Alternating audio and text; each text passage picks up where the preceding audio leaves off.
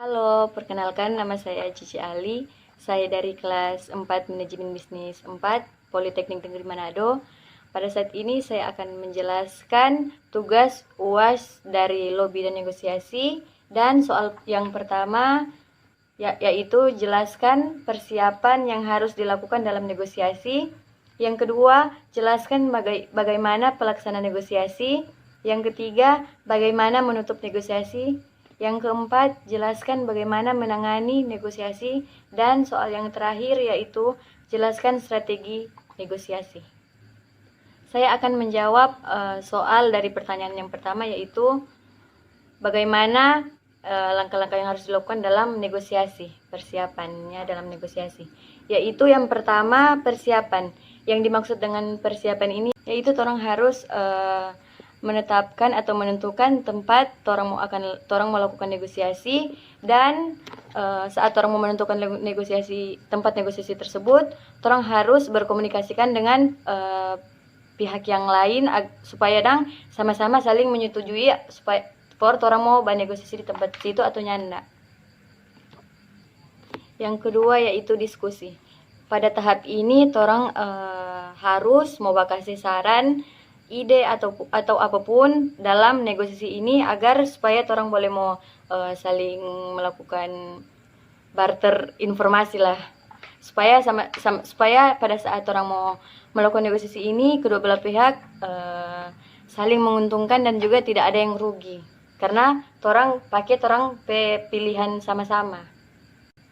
Yang ketiga yaitu klarifikasi tujuan. Pada saat orang bernegosiasi, yang pasti kedua belah pihak memiliki pendapat-pendapat yang berbeda. Jika pihak A ingin ini, pasti mereka memiliki tujuan dan juga sebaliknya. Sehingga orang harus mencari jalan keluar agar mendapat satu solusi dan bisa menguntungkan kedua belah pihak. Selanjutnya yaitu win-win solution. Pada tahap ini orang harus sama-sama terbuka dan juga orang harus memberikan solusi, memberikan tujuan, dan juga orang harus tahu apa masalah dari orang partner kerjasama tersebut supaya orang bisa sama-sama mencari tujuan supaya orang sama-sama puas dengan hasil apa yang akan orang kerjakan dalam orang negosiasi tersebut, dan juga maksudnya hasil dalam negosiasi tersebut. Selanjutnya yaitu buat perjanjian. Pada tahap ini orang harus sama-sama mau bikin orang perjanjian supaya orang saling terikat dalam orang negosiasi ini. Dan juga pada saat ini orang harus mau kasih orang kepercayaan supaya orang sama-sama yakin dengan apa yang orang mau putuskan dalam kedepannya pada saat orang menjalin kerjasama. Dan juga orang harus melakukan perjanjian ini di kertas supaya memang supaya tidak ada yang berani memutuskan kerjasama ini sebelah pihak karena sudah terikat dengan bukti tertulis. Dan soal yang kedua yaitu jelaskan bagaimana pelaksana negosiasi. Yaitu yang pertama, persiapan dan perencanaan. Negosiasi yang baik tentunya membutuhkan proses persiapan dan perencanaan yang baik dan benar supaya terjalin dengan baik orang mau negosiasi tersebut atau orang bekerja sama di kemudian hari. Orang mesti mengecek latar belakang dari orang lawan pihak negosiasi, apa yang orang inginkan dalam negosiasi tersebut, dan juga dengan siapa orang mau melakukan negosiasi tersebut. Sebelum orang melakukan negosiasi, sebaiknya orang mesti cek terlebih dahulu semua itu, supaya pada saat orang bernegosiasi, orang sudah tahu apa yang akan orang mau lakukan di dalam negosiasi tersebut. Yang kedua yaitu mendefinisikan aturan-aturan pokok. Selanjutnya pada proses ini orang harus mengutarakan apa yang boleh dan juga apa yang tidak boleh lakukan dalam orang menjalin kerjasama ini. Dan juga yang paling penting orang harus mencari tujuan utama dari negosiasi ini.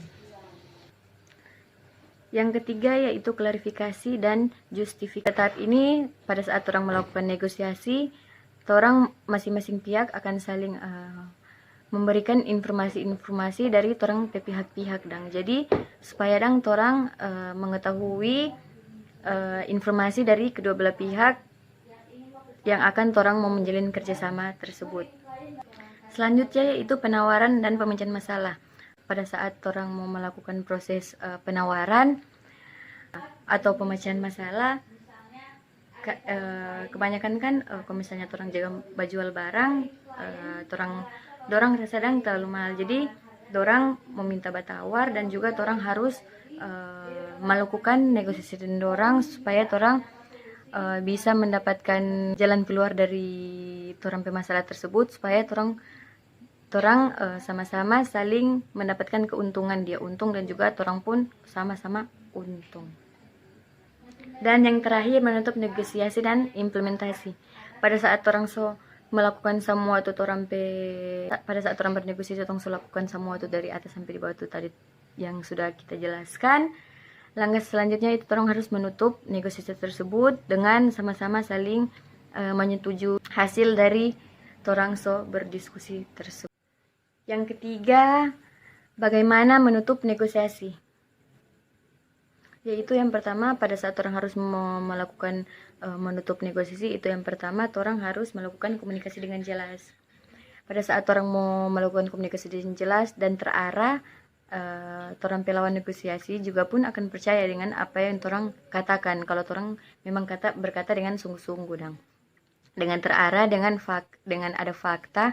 Kalaupun orang berbicara tanpa ada fakta, yang pasti lawan negosiasi dari orang tidak akan mau percaya apa yang orang katakan itu, karena orang tidak mempunyai bukti. Jadi pada saat orang orang mau bilang dang, jadi orang mesti ada diselipkan bukti supaya orang mempercayai apa yang orang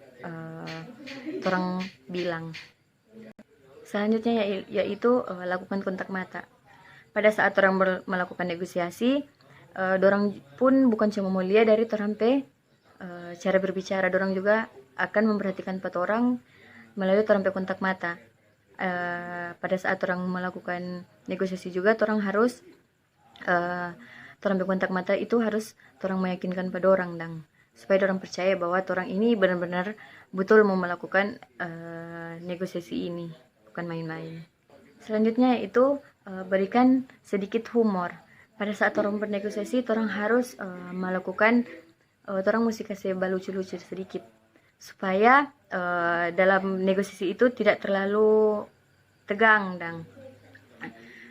Pada saat orang bernegosiasi itu pun orang jangan terlalu ambil banyak di baku sedu, supaya bandar kalau terlalu banyak di baku sedu, orang sudah percaya pada orang, karena orang berpikir orang sudah serius dalam orang melakukan negosiasi ini.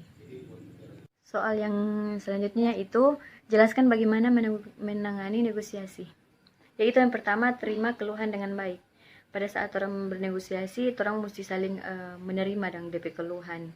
Kalau misalnya orang melakukan kesalahan, itu orang pun harus mengakuinya, dan juga pada saat orang mengakuinya juga orang harus mengatasi masalah tersebut dan masalah itu yang sudah orang perbuat, supaya orang klien dang akan percaya dang dengan apa yang orang lakukan for orang mau bernegosiasi ini dang.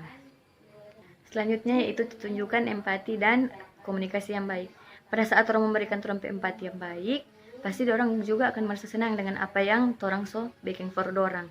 Dan juga pada saat apa yang orang berbicara dengan baik, orang berkomunikasi dengan baik dengan orang, yang pasti juga orang le akan merasa bahwa orang itu menghargai pada orang dang, sehingga orang akan suka dan mau bernegosiasi dengan orang, ataupun mau bekerja sama, atau mau beli orang produk apapun itu, karena orang dalam segi berbicara juga orang sudah menghargai mereka, dan juga orang lagi peduli dengan mereka. Selanjutnya itu petakan masalah keluhan pelanggan. Pada saat orang pelanggan mengeluh, orang harus cepat-cepat berpikir solusi apa yang harus orang mau lakukan nang. Orang harus cepat-cepat berpikir apa yang harus orang lakukan pada saat itu. Jika orang sudah pernah mendapatkan masalah itu, orang berpikir apa yang solusi yang orang pernah bikin dulu, sehingga orang akan melakukan solusi itu ulang di masalah juga yang sama. Dan selanjutnya, berikan solusi terbaik.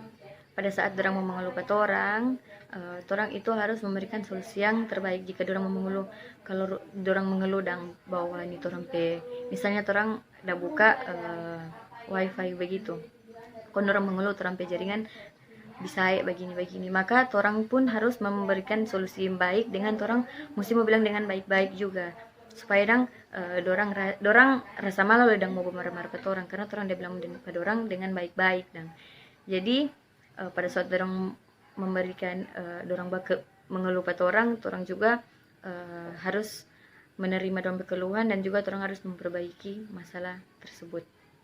Nomor 5 yaitu jelaskan strategi dalam bernegosiasi. Pada saat orang bernegosiasi, orang juga mempunyai strategi, yaitu yang pertama, perhatikan nada bicaramu. Pada saat orang mau bernegosiasi, pesan akan tersampaikan dengan baik jika orang mengatur orang pe nada bicara dan begitu orang pe nada suara, sehingga dorang pun akan menerima orang pe pesan dengan baik dan dorang akan mengerti apa yang orang pe maksud. Kalau orang bicara dengan orang mengatur dan orang pe nada bicara. Selanjutnya yaitu hindari kata-kata yang kurang meyakinkan. Pada saat orang bernegosiasi, orang harus menghindari itu kata-kata yang kurang meyakinkan, seperti orang begitu dong. Kalau pada saat orang so melakukan begitu, orang pasti akan mencap orang pe perusahaan itu buruk dan begitu. Jadi orang harus hindari kata-kata yang kurang meyakinkan. Selanjutnya itu lakukan riset. Pada saat orang melakukan negosiasi, orang harus mengetahui atau mencari tahu dulu semua hal yang orang mau bernegosiasi tersebut, supaya orang bisa berargumen dengan baik dan juga orang tidak akan mau tabak diam. Maksudnya karena orang semua mengetahui dan orang semua melakukan riset terlebih dahulu tentang apa yang akan orang mau bernegosiasikan gitu. Selanjutnya itu jangan terlalu personal. Pada saat orang bernegosiasi dangkong, misalnya orang pe calon klien itu suruh pas itu yang dia nak tertarik dengan orang, dan yang pasti orang akan cepat-cepat mengakhiri negosiasi tersebut. Yang orang mesti lakukan yaitu orang harus menjalankan apa yang orang so baking DP tujuan-tujuan. Jadi orang mesti jalankan satu orang yakinkan pada orang, sehingga orang pun boleh mempercayai pada orang, dan juga orang jangan terlalu personal, supaya orang tidak mau terbawa dan orang pe hati begitu karena kan ini kan tentang perusahaan toh, jadi orang mesti profesional. Selanjutnya itu perhatikan bahasa tubuhmu. Pada saat orang bernegosiasi, orang pasti akan mengetahui apa yang orang pe bahasa tubuh. Pada saat orang bilang orang pe bahasa tubuh baku ikut, jadi orang tahu kalau pada saat orang sudah ditolak, orang pun harus tetap jangan merubah orang pe bentuk tubuh begitu, sehingga lawan negosiasi juga orang pe calon klien juga nggak rasa bagaimana buat orang begitu supaya orang dapat orang pe perusahaan juga pun akan dicap dengan baik juga, karena orang pe perlakuan pada orang pun baik. Terima kasih, hanya itu yang saya jelaskan.